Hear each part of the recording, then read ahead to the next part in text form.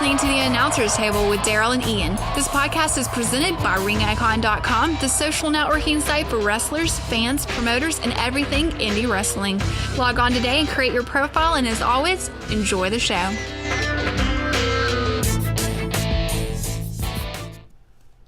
Hey guys, this is Ian. I'm Triple H. No, he's not. No, I'm Daryl. That's right. I forgot who it was. You're almost there. Yeah. You're closer to Sheamus or something. Okay, I'll take that. Oh, I mean, don't think you're that close to Sheamus. But all right. Well, this is a Gimmick Builder. Yeah. And on today's Gimmick Builder, we're going to be talking about gimmick. Gimmick. And what gimmick means, and like this is our opinion on what we think gimmick means, and how we think your gimmick needs to really, you need to fit your gimmick. Your gimmick needs to fit you. Right. Yeah, and we've actually talked about gimmick a lot with anything Gimmick Builder because that's the whole point of it. Yeah. But this time we want to just dive into what gimmick really means and what it should mean to you. I'm not telling you what to think, but I'm telling you what to think. He's telling you what to think. Know what I mean? So now, for example, let's get some examples. We know some people that come out like we had our guest last week, in the past couple weeks was Funkmaster Flash, or Funkmaster V. Funkmaster Flash? Yeah, who are you interviewing? Funkmaster V. Okay, Yeah. his gimmick, his whole thing fits him. Fits, Yeah. He talks like that. That's how he is. Okay, and then The Rock, his persona, his gimmick fits him. And then like Al Snow, that when he did the whole head thing, that gimmick fit him, what he was doing at the time. Right. Your gimmick needs to make sense to you. And you really need to kind of embody your gimmick. If you're like a real shy person, in real life, you're probably not going to. Your gimmick probably shouldn't be like a really flamboyant, over the top, because it's not going to come off like that if you can't be like that outside of the ring. Because your gimmick needs to carry over to before the shows, after the shows, anytime you get talked to with a fan, or you talk with a fan. Yeah. Anytime that happens, whether you're on Facebook, I talked about a few weeks back. I talked about social media with your gimmick or your character. If you don't have a Facebook or a ring icon with your gimmick, then I guess in that case you're not going to be portraying your gimmick, but then you need to have one with your gimmick. Yeah. You know what I mean? So that you can interact with fans and other wrestlers as your character, because it's like a magician. They never stop being a magician. It's always an illusion, no matter where they're at or who they're talking to. Yeah, your gimmick just needs to make sense. Like, for example, I'll use Ian for example.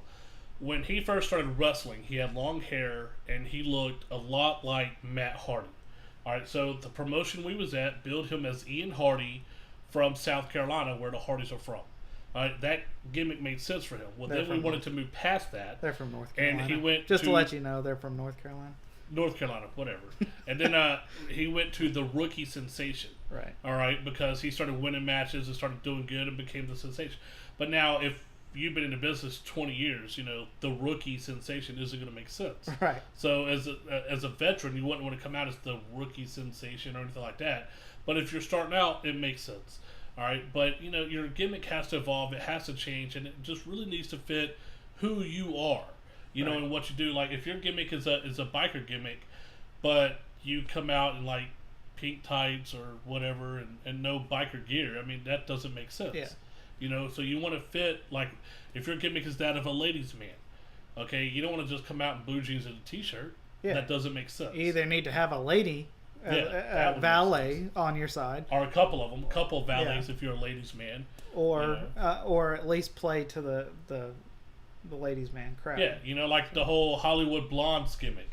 Yeah. All right. Well, if their hair wasn't blonde, it probably wouldn't make sense. If Stone Cold had his head shaved at that point, it wouldn't quite work out. Yeah. Your gimmicks need to fit who you are and what's going on, and and they need to fit your gear. They need to fit your moves. I mean, if your gimmick is that of a high flyer, but you never do any high flying moves, doesn't make sense. Which I've seen that a lot, and it's pretty bad. Yeah. Because you don't want to look like a high flyer, but never get off the top rope. Yeah. Or you're a bottom rope flyer. Yeah. Well, that could be a gimmick. A bottom. Yeah. That sounds like a pretty good gimmick. Yeah, I'm the bottom rope flyer. So if we see that, we're coming after you. Yes. That's copyrighted now. Yeah, trademarked right now. We have video. But just think about what you're doing. Think about your gimmick. Think about who you are, what you want to be, what you want to personify in the role that you want to play. Because that's what the fans are going to eat up. Well, I mean, while we're talking about this, I mean, like, what are some of your favorite gimmicks? There's been a lot of. Obviously, I was born in the '70s. So I'm a child of the '80s. I was born in the late '70s, so I'm a child of the '80s, and so I really loved '80s wrestlings. Yeah. So like the Road Warriors, I love their gimmick. The Freebirds, Michael Hayes was pretty flamboyant with his big, Confederate, robe and stuff. At that time, that was so awesome. Yeah. Just Doink the Clown. The original Doink the Clown just passed away, but that was a cool gimmick. I dug that. The whole Nation of Domination stuff. I mean, if it makes sense, you got to live your gimmick, and your gimmick just needs to makes the whole DX gimmick was brilliant. But think about things that people do. It makes sense with what's going on. Right. Okay, so like you had the Four Horsemen, who obviously their whole thing was they was the best. They was rich. They was better than you. And well, then you had the new Four Horsemen, which was Evolution. Right. Okay, they kind of had it was the same premises of the original Four Horsemen. They were better than you. But they did it as the past, the present, and the future. Right. Ric Flair being the past, Triple H being the present, and then Batista and Orton being the future. Right. And they were still better than you. So their gimmick really makes sense. Those are some of my favorite gimmicks. And you can evolve a gimmick into. You can kind of incorporate a gimmick into whatever body type or look you are. You just have to play it 100%. You can't half-ass it. And really. Something like my gimmick would be of a ladies' man. And how I have a body of an Adonis. Obviously. That would be a sarcastic gimmick. No, that's straight up legit. No. I have abs under here. They're just insulated right now. So, well, that would be like if I was a heel. Yeah. All right. We have one of our future guests. He used to be part of a tag team called the Centerfolds. Okay, and now there was like 2 or 3 of them, and they was all like big. I'm a big dude, but they was like bigger than me. Okay, and they come out and just in the singlet suit, spandex suits, and they was flashy, and they just called themselves the Centerfolds, and they was heels obviously, right? And they thought they was God's gift to women, strutting their stuff. That made sense. That was funny. Okay, but then again, like Ravishing Rick Rude, he was the whole, he kind of did a whole and like had the washboard abs that he got from me. So that stuff makes sense. Yeah, and that's something that you can really, take from either your appearance and turn it into a gimmick, or take a gimmick and just turn it into your appearance. Yeah. So. And some people live their gimmick the whole time. Like for example, Scott the Man Prater, who we had on as a guest. Yeah. Literally lives the man lifestyle all the time. Yeah. And it doesn't matter where he's at, what he's doing. He will tell you he is the man, and that's it. There's no arguing with him. He's the man all the time. Yeah. Period. Like some people can take their gimmick or take their personality and put it into a gimmick, and that usually works the best. It is usually taking your personality and putting it into your gimmick and really living it. For me, I'm not much of a showman, or I don't know. I'm not much of a actor, I guess, and so my gimmick, I guess that's one of my major flaws, and that's why I'm not, a pro or anything. When I wrestled, I was a very good wrestler, I thought, but as gimmick wise, I didn't really have a solid gimmick, and that's probably one of the things that was my downfall. Yeah. And that's because I'm not much of a showman. So, but one thing that that is crazy is that sometimes you're not a showman outside of wrestling, but as soon as you walk through that curtain, it just clicks and you become that showman. Sometimes that works, but sometimes, you know what I mean, it just doesn't. I mean, for me, I did click when I walked through the curtain and became a gimmick, but I don't think I was a great gimmick just because it didn't really, you know, I don't know. That's like me. Every time I was a manager, my role was that of a loud mouth, right? You know, just punk, just kind of in your face, because that's how I am all the time. I mean, I'm a happy dude all the time. I'm really nice, you know, get along with everybody, but I'm loud.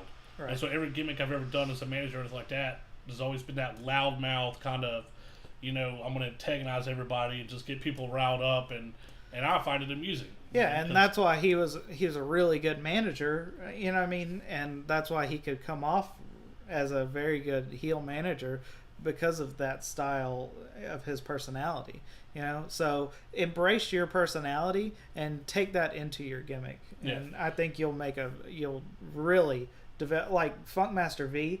I mean, we talked to him a couple weeks ago, and I think that his personality along with his gimmick, I mean, I think they mesh so well together.